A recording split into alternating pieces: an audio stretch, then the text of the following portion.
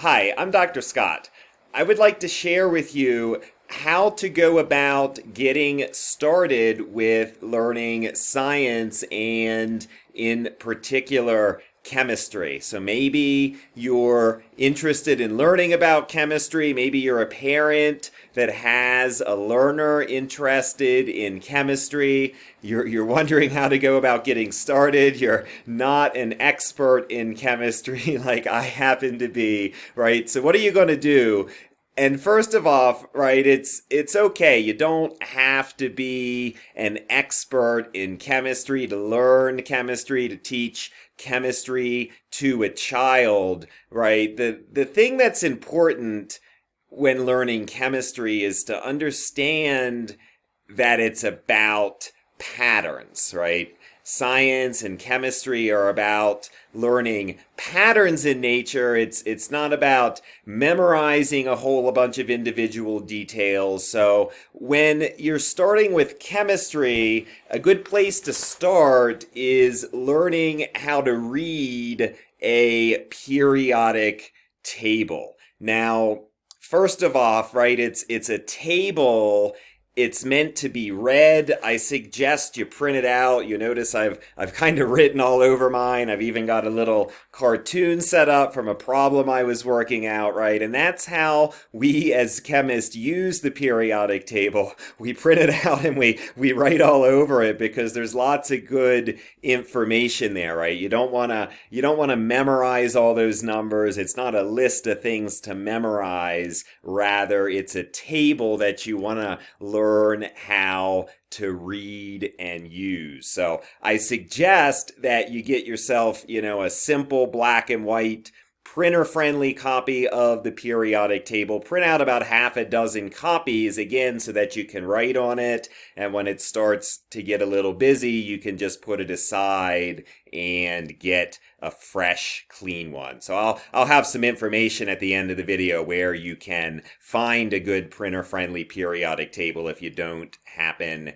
to have one already. Now, there's a lot of elements on the periodic table, and again, you don't want to get lost in the detail. It's not really about knowing all the individual elements, right? The reason this periodic table is arranged into like the rows and columns as it is, right? It's kind of a grid, and the elements that are in a column, in a vertical column, they all share some common characteristics. If elements are in a horizontal row, they share some characteristics, and it's kind of nice to know, what the columns mean, what the rows mean on the periodic table. And this is what I mean to learn the patterns in the periodic table, right? It's about grouping elements by column, by row, and kind of knowing, that the closer two elements are on that periodic table,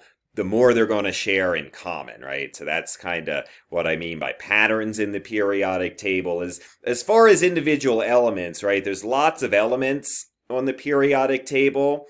I suggest you're going to want to stay to the top of the periodic table and the sides of the periodic table, especially when you're getting started learning. Those are kind of where the patterns are most obvious, and it's a lot easier to learn about chemistry when you stay to the top to the sides of the periodic table. So as far as elements to know, if you know the first 30, that'll pretty much cover it. The sides and the top of the periodic table. There's a few more elements like, lead and gold and silver and tin that are a little bit, buried in the bottom of the periodic table. So there's a few other elements to know. But again, if you know the first 30, if you know some common things like gold and lead and tin and silver, that's going to cover probably 90% of the elements that you're ever really going to encounter in the real world, right? So you want to focus on the chemistry that you're going to see in the real world.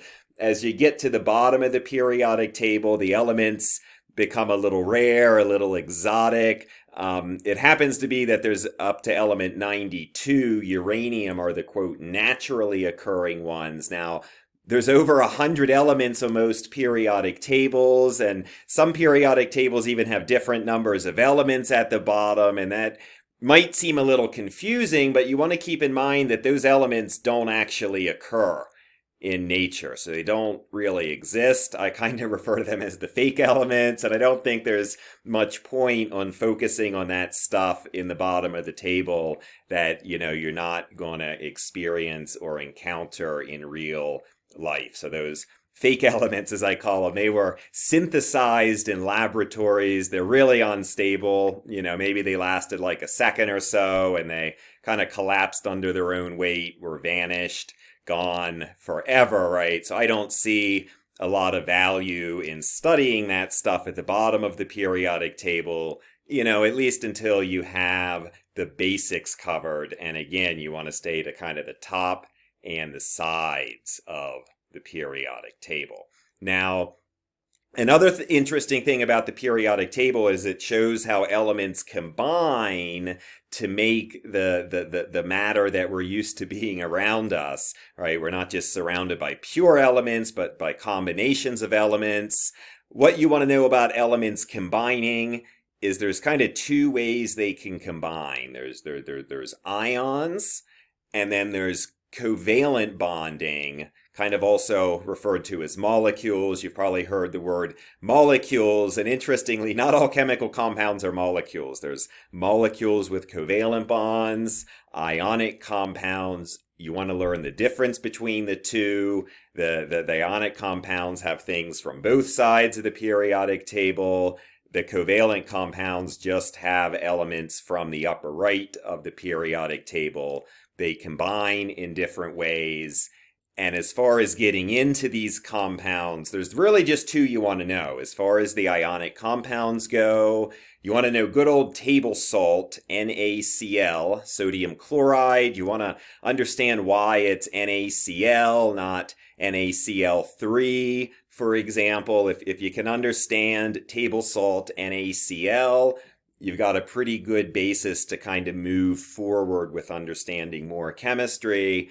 And I mentioned there's a second type of compounds, the molecules. You want to just focus there on water, good old H2O, understand the bonding structure of water, why there's two bonds and also two pairs of electrons floating around as well. If you can understand water, right, you've got a good basis to kind of further your knowledge of chemistry. So again, just to summarize, you want to focus on the patterns in the periodic table, focus on ionic compounds like NaCl, table salt, focus on molecules, knowing H2O, water, and that's honestly enough material to get you going for a month or two. Now, I do happen to have a free course on my website. It's got all this information plus some hands-on activities included, and it's also got that printer-friendly periodic table in a PDF format. So if you're